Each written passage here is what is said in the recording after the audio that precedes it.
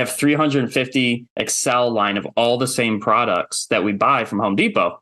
So anytime we buy a house, our contractors, they know exactly which products to buy because it's been the same ones for the last 80 houses. Thinking requires time and energy and money. We're taking out all the guesswork. They know exactly which products to buy.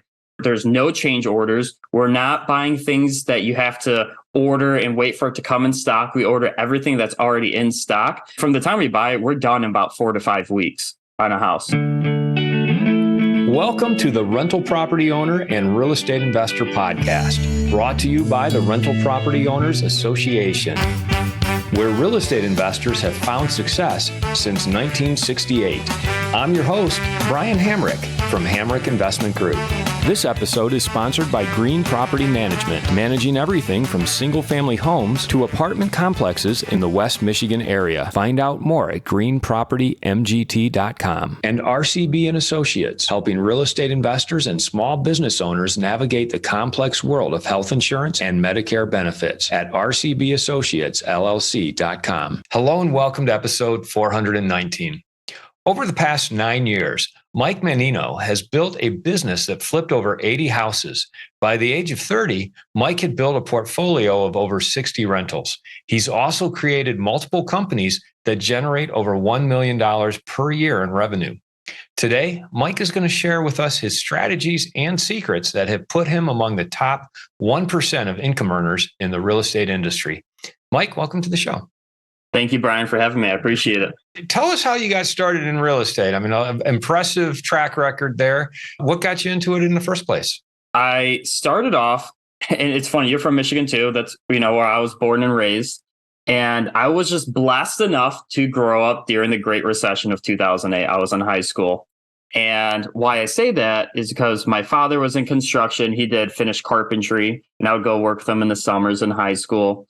And his business came to a complete halt. He's doing nice $100,000 kitchens with coffer ceilings, secret rooms, really cool stuff.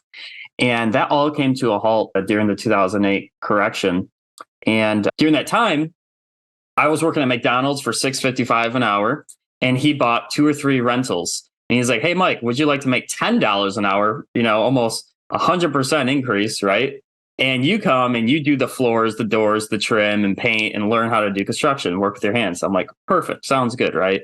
So I was a sophomore in high school, and during the summers, I'm in there, 40 hours a week working on these houses and fixing them up. And then he turned those into rentals. And I saw him, and I quickly did some math. I'm not a smart guy, but I was like, all right, he's paying me $10 an hour. He's putting 20 grand into them, and he's making 1,500 a month in rent. I'm like, okay, he's making the real money, right? So I got a taste of real estate from that experience. And I just worked and saved, and then I went to waiting tables. And then in 2012, I actually bought my first house. I was 19 years old. I saved $14,500 from, working in the summers and then waiting tables. And I bought a foreclosed home with 3.5% down using an FHA loan, which allowed me to buy a $67,000 house for $7,000 down. And I was the happiest 19-year-old kid you could ever imagine, right? Because I'm going to community college. My parents, my dad's in construction. He didn't have a lot. I paid for college. I paid for my car, my phone, everything. So to be able to have a place to live, but not also just have a place to live, but to own something. Like, I'm not paying rent, right? I'm actually, owning something, and I'm fixing it up. And then I ended up renting out the other 2 bedrooms to people who also waited tables with me. So then I did what was called house hacking. I had no idea what it was. I'm just a poor college kid who doesn't have a lot of money, and I'm just trying to supplement my expenses. So I brought in renters. They're helping me pay for my mortgage. I fixed it up. 2 years later, I sold it for $147,000. So at 21 years old, I had like a $60,000 or $70,000 check, and moved back home with mom and dad, and I was hooked.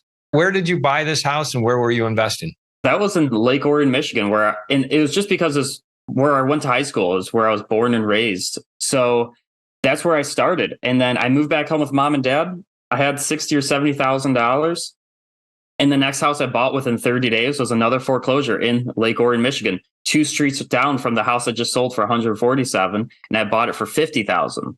And I was like, perfect. There's a good comparable. And this is before I knew about comps, pulling comparables and whatever. I'm like, well, I just sold the house 2 streets down. I guess I can figure it out and do it again. And so I just started my own backyard. You've done 80 flips. So kind of talk us through that progression there. Was it the same type of process each time, or how did you refine it as you went along? I run our flipping business like a true business, like McDonald's. I took that methodology. Like I worked and build Big Macs for a year, right? So whether you go to New York or San Francisco, anywhere in between or anywhere in the world, you order a Big Mac, it's made the same, tastes the same product, right? So that's what I've integrated into our fix and flip company, because in the beginning, we were guessing. We're guessing about the renovation costs, which materials we're going to use, because I was leveraging HGTV. I was like, oh, this is how it's done. Each house, you pick something different. No, that's not the way you do it. So what we've done is we standardize it. So it's the same white shaker style cabinets. It's the same black leather granite, the same stainless steel package, the same luxury vinyl planking in the kitchens and bathrooms, the same agreeable gray paint. I have 350 Excel line of all the same products that we buy from Home Depot. So anytime we buy a house, our contractors, we have 3 full-time crews. They know exactly which products to buy because it's been the same ones for the last 80 houses. And when there's no more guesswork, because like thinking requires time and energy and money. So when we're taking out all the guesswork, they know exactly which products to buy. There's no change orders. We're not buying things that you have to order and wait for it to come in stock. We order everything that's already in stock, which allows us to flip a house. By the time we buy it to the time we sell it, I mean, from the time we buy it, we're done in about 4 to 5 weeks on a house, like, because we know the repetition of what we do. That repeatability and that standardization of your processes and systems, it sounds great, but it must have taken you a while to get to that point. What were some of the mistakes you made along the way that made you say, okay, we're only going to go with this particular type of material? I'm sure it just didn't start off this way. It took a lot of time. It took me thousands of hours to put together and tens of thousands of dollars in development dollars. I've hired like programmers to help with this. It's a crazy Excel spreadsheet on crack, I call it. And we've actually taken it to a step further. We don't just do this with the materials. We also do this with the labor as well. So for example, for every cabinet, I know exactly how much it costs. It's $147 per cabinet for the material. We pay $50 for labor for each cabinet. So it's $197 for each cabinet installed. We got 10 cabinets. That's $1,970 to be installed, right? And we've done the same thing with door handles and lights and price per square foot. So we know everything for the labor and the material. And it really came from why I did this, because my first flip went fine. My second flip took me 9 months and I made $6,000 or $9,000. And it's because I didn't know what I didn't know. I was guessing on the renovations. I was guessing on the material costs because I was new. I was green at it. And I hate working for free. And I also hate having to work and then have to pay to work. Like when you lose money, you actually have to pay to all that work you did. So I'm like, I need to mitigate this risk as much as possible. So that's why I created the standardized pricing sheet to save my time, money, and energy. In the beginning, you were living in the property, you were house hacking on your first project. From there on out, were you focused exclusively on flips, or did you keep some of those in your portfolio as rentals? Yeah, the first house, it's funny, I did myself, but it took me 6 weeks to tile my own bathroom. And I said, okay, if I was a contractor, I would fire myself. Like, I hate doing it and I'm super slow at it and I don't do good work. So I'm going to be better as a businessman and hire people who love doing this, right? So I solely focused on flips. The reason why I did flips and I didn't focus on rentals, because I needed a cash machine. I didn't want a job. And my biggest why when I started this was to retire my father. My father, like I said, was in construction. He was hanging the doors and the cabinets. And I was 24 years old and I saw him come home at 50 years old, just plop on the couch, He's gone from 7:30 in the morning to 4 p.m. in the afternoon, and he's completely physically exhausted. And he was in his early 50s at the time. And right then and there, I saw you do not have till 65 to retire. There's no way he can be hanging cabinets at 65 years old. There's no way I could let him do that. So it's funny. My bet to him was in 2017. I said, you're going to just do project management, and you're going to do, you're not doing any of the physical stuff. You could drive around your car, work no more than 20 hours a week, and you'll make over $100,000 a year. But if I do this, you have to quit the construction job. And he said, okay, you crazy 24-year-old, I'll make this crazy bet with you. It's not going to happen anyways, right? And I worked 70 hours a week to make sure that goal was met. And we met that goal in 2019. He left his construction job. He's full-time project management with us in our fix and flip business. And he just drives around and just looks at the job sites and doesn't do any physical manual work. So that was like my biggest why in the beginning, was to actually help out my father, and then also help out me with not having a real job and play, real life Monopoly. But it is a job though at times, isn't it? Because it probably takes up more time than a job does. So how do you address that? I mean, obviously you do this partly so you don't have to get a W-2 job, but at the same time you're working your butt off, I'm sure. I think before we recorded I moved to South Carolina a year and a half ago. So now we buy fix and flip houses. I do not see them in person.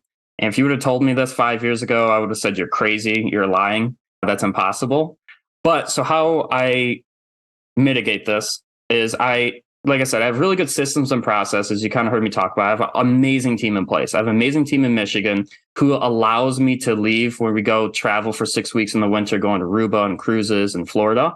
So I literally only spend about 5 hours per week now on my fix and flip business, because I have a really good system and team in place to run that. I brought on a partner who's my boots on the ground last April. And so he's the one going and looking at the properties, and I've trained him up and he knows exactly what to do. So that's how I kind of offloaded that. I brought on a partner to run the day-to-day work. And then, like you were alluding to, fix and flip is a very high paying job, but it is a job.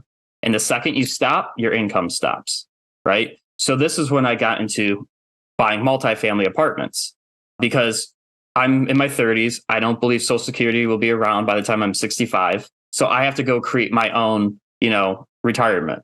And it helps in multiple ways. I love multifamily real estate. So this is what I spend the rest of my time doing. And I'm focused on buying multifamily real estate, because I treat it a lot like a fix and flip, but it's just more zeros at the end. So it's a lot more rewarding than making 20, 30,000 on a house. We make usually about $500,000 on a property in about 12 months. So it's a lot more exciting to me, and it's the similar thing. So you're flipping multifamily now, or are you buying and holding multifamily? So I typically hold them, but the properties we buy, I typically like to be into them with the purchase and the rehab under 75% of value, so that I can go do a cash out refinance and grab my money out. We're actually working on a refinance right now. I bought a 16 unit in North Carolina last August, and we are refinancing in December. We paid $900,000 for the property and put about $100,000 renovations. So we're into it for about $1 million. It just appraised at $1.75 million. So we've created $750,000 in equity. And as crazy as it is, even with interest rates as high as they are, we're doing a cash out refinance, grabbing our capital back, about $300,000 out. This property is still going to cash flow, still have about $700,000 in equity in the property. So we're only going to be at 60% leverage after we get our money back.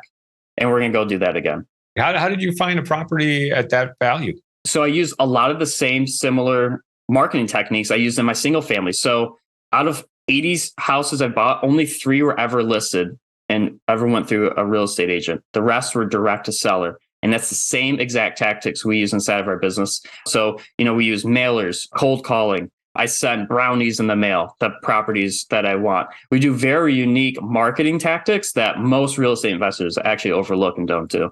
What are you doing differently from others that would stand out and get my attention? I use on my marketing, we're part of the Better Business Bureau. We have 5-star Google reviews. And the biggest thing, Brian, is consistency. I actually bought a property in West Bloomfield, Michigan last summer from a doctor who owned this beautiful rental free and clear. And he decided to sell it to us. And we told him not to because we're like, we're going to pay less. You just go list it. But he said, Mike, I have an investment I need to make in 2 weeks. I don't have time to list it with the realtor. I don't have, I get a bunch of mailers from everyone else, but you have mailed me consistently every 6 weeks for 2 years. You are the only one who's ever done that. So I trust that you'll get this done. And that's what it is showing up and I'm like, and guess what? If you didn't sell it to me now, you're going to get them for the next 50 years until you get off my list. Like every 6 weeks, we mail to the same very consistent list. And I believe that's what separates us from everyone else. And it sounds like your ability to close quickly in that situation was a big benefit too. Yeah. I'd like to take a moment to tell you about Green Property Management. Not only do they manage everything from single-family homes to apartment complexes in the West Michigan area, they also manage my entire portfolio. So I can tell you from personal experience that their unique flat fee management style is worth a closer look. If you feel that your property isn't operating to its fullest potential, then Green Property Management can help you take a holistic approach that will save you money, eliminate your headaches, and increase your net income. And if you're a property manager interested in applying Green Property Management's model, give them a call at 1-866-95-GREEN or visit them on the web at greenpropertymgt.com. If you're thinking of leaving your W-2 job and becoming a full-time real estate investor, one of the greatest costs you must consider is healthcare for you and your family. When I made this transition myself, I found the whole healthcare insurance process to be confusing and frustrating. That's why I'm glad I met Chad Creasy at RCB and Associates. Chad is a professional health insurance agent who helps real estate investors and small business owners understand and choose their best healthcare options. And best of all, his services are covered by the insurance company and won't cost you a dime. If you live in Michigan and are expecting a change in your healthcare insurance coverage for any reason, or losing employer coverage or transitioning into Medicare, then you owe it to yourself to contact Chad Creasy at rcbassociatesllc.com. What are you doing with brownies? I send brownies packages to people in the mail of apartments that want to buy. Cold calling brownies, or are you somewhere, further down the road in the process of talking to these owners at that point? No, I straight cold call, send them. I literally just send them a package of brownies in the mail with a letter saying, I want to buy your apartment building. And then I called them 3 days later, said, hey, did you get my brownies in the mail? How do those conversations usually go? Like, is that paid off for you? Yeah, it's fun. I haven't bought any apartment buildings that way. But it's funny. I actually mailed a guy. He's like, I have 10,000. He's like, I have 10,000 apartment units throughout the country, Houston and North Carolina, all these things. He's like, I have never received a package of anything like this. This is the craziest thing. He's like, I don't have zero interest in selling, but I just got to let you know, this is amazing. And that was like one of the first calls that I had. I was like, all right, so it works, right? So we're doing the follow-up. Do you know what's kind of surprising? How many people do not respond after receiving brownies? Like, it's very expensive to do. It's, it costs about $12. So you send out 10 of them, it's $120. Send out 100 of them, it's like $1,200. And you'd be surprised how many people, because if I were to receive them, I would just shoot you a text or a call, just be like, this is wild. Like I received them. I have zero interest in selling. And I would have thought like, there's gonna be a 25% response ratio, but it's actually way less than that. I would have been like, who's not going to respond to this? So, but doing unique things like thinking outside the box, right? It doesn't need to be brownies. It could be whatever it is, but just standing out from the crowd. And I think honestly, the biggest thing is just consistency. I get most of my calls because they're like, I always get letters from you and your letters look professional. I go on your website, that looks professional. So that's, I think, why they choose us. When you are cold calling and marketing, how do those conversations usually go? I mean, when someone calls you, how do you run them through the process so that they understand that you're someone who can actually execute? Having a good website presence honestly does that for you because, on our letter, it has our website. And before you call anyone about anything, you're going to be Googling them. You're going to go to their website. You're going to check them out before you even make the phone call. And then I have a list of all of the properties we've closed under our properties tab. So then they can see like, okay, they actually do transactions because here's all the properties they've bought. So I think that really helps. So honestly, it's not I don't get a lot of questions of like, can you close? Can you actually do this? It's just really kind of the nitty gritty of going to the numbers. What I love about this too, it's a numbers game. It's not as emotional as single family houses where like, hey, I've maybe inherited this from my father. I grew up in this house and there's an emotional attachment. Typically, there's not as big of emotional attachment. I'm actually under contract to buy another property, and the guy's just like, you give me $70,000 a door, I'll sell it. And I do the numbers. I'm like, I can do it. He's like, cool, let's do it. It's just like really transactional, if that makes sense. Are you handling these phone calls and these conversations, or is someone on your team doing that for you? I do not handle that. So my first mentor told me the goal of the entrepreneur is to do nothing. And I struggle with that at first because as an entrepreneur, you want to do everything. You're like, I'm better at this than everyone else, right? So I have multiple teams. I have a single family team, single family house flipping team. I have a multifamily. I don't answer any of the phone calls. We have Slack, and I usually just get like a synopsis of what happened on the phone call. And then I can be like, hey, follow up with this, ask this question. I usually don't talk to the sellers until we are going under contract. And then from there, I'm just asking for financials. But yeah, it's not as scary. I don't know if you've done direct to seller. It's not as scary as, you get the phone calls of like, F you, whatever. You get those angry phone calls, take me off your list. I'm like, well, you're stuck on my list, buddy. I'm too lazy to take you off my list. And it's funny because those people in the single family business, the ones who get the most angry, like, take me off your list, I'll never sell to you. I've bought 2 houses from people who said, take me off your list, I'll never sell to you. And over the years, because those are the people that usually they're in pain. Typically, that's why they're angry. And they're not angry at you specifically. They're just, like behind on their bills, whatever is going on in life. So you just have to remember to don't take things personal and actually get excited when people tell you to F off, because that means that your marketing's working and you're getting a response. I tell that to my coaching students. It's funny. This guy, Ryan, in my market, he's like, I just got this horrible email from this lady. Oh my God, it's so bad. I was like, oh, dude, that's good. That means your marketing's working. Then 30 minutes later, I get an email from her. The same lady. I'm like, I get this stuff all the time. Like, that means it's working. That's funny. Be excited about this. He's like, okay, like at first it is scary and it's weird, but I've been told so many wild things over the last decade that nothing phases me. If the goal of an entrepreneur is to do nothing, how were you able to let go of some things? Like, what were some things that you thought you could never let go of, that you had to be the one doing it, that ultimately you figured out, well, you don't need to be the person doing it?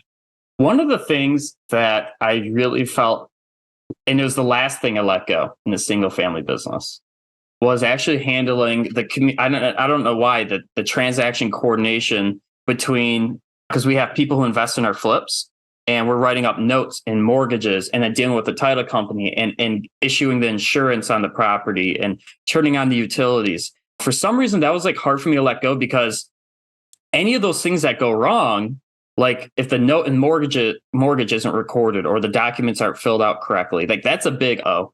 Not having insurance on the property, that's a big O, right? Like, a bad day is when your property burns down and you forgot to issue insurance on the property, right?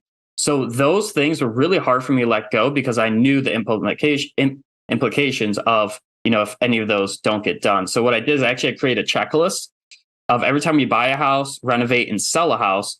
And we meet with my team twice a week and all the houses we're buying. So on the checklist is insurance issued? Is the mortgage and note recorded? Is there a lockbox on the property? Is the lawn and snow turned on? And then also, is the lawn and snow turned off? Because I've had properties, I was mowing the lawn for months after we sold a house, and I didn't realize I got a bill from my landscaper. I'm like, oh my gosh, I totally forgot to tell you to turn this off. And I just spent, 4 months of, mowing this person's lawn. So with that checklist, then, are you able to hand that over to somebody else to follow through on? Yeah. So, and what I do is I check. So Olivia's my office manager. She does all that stuff now in our single family business. And we meet every Monday and Thursday, and we just do 15-minute team meetings. We have like typically 6 to 10 houses going on at the same time. So which ones are we buying and where they're at? Which ones are we rehabbing? Do we need to call the roofer, the window guy, this guy? And which ones are we selling? Are we turning off the insurance and turning these things off? So I'm still able to manage it twice a week, but I'm not the one physically doing it, if that makes sense. So even with all this automation, and having other people take over things that you no longer are doing. Where do things still go wrong? Where are there still some friction points for you? Like all the paperwork side, all that stuff is fine. Marketing's fine. The biggest thing is like the house, really, because I'm no longer scared of a house and I don't have to see them in person. So I can look at 100 photos, tell you about how much it's going to cost. But there's still things like, a house is a house, especially built in 1920s. Things go wrong, right? I have had houses, I'll never forget this day, where we had a house with a pool in Sterling Heights and the pool wouldn't hold water and we had a bunch of rain. And then I had two houses that were for sale. The basement was dry as a bone the whole entire time. And then now they're for sale, they're flooding with water. And like, those are the things you can't control. And that's just going to happen, So those are the things that like, it's just life is what it is. And I've been kicked in the teeth so many times. I'm just used to some things going wrong, but those are the things I can't control. And it happens. You're also able to close quickly. And I'm wondering, like, how are you able to come up with, like, for the example you shared, you had to come up with $1 million to buy that apartment building. How are you able to come up with that kind of money so quickly?